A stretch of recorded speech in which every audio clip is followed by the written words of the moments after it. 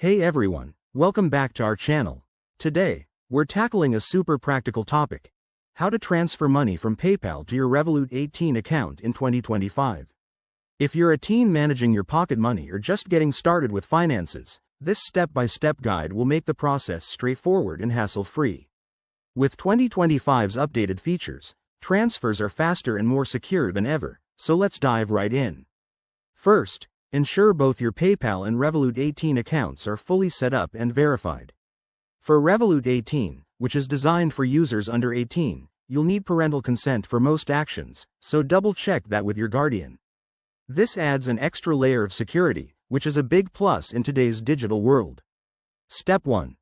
Open your PayPal app on your phone or computer and log in securely. Head over to the Wallet or Send and Transfer section. It's usually easy to find at the top. Step 2. Select the option to Transfer to Bank or Withdraw Funds.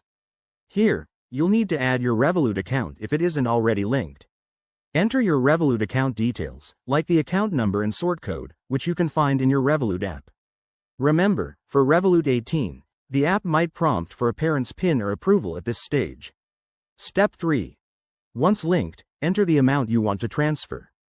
Keep an eye on any currency conversion fees or exchange rates. 2025 updates have made these more transparent, but they can still add up. Step 4.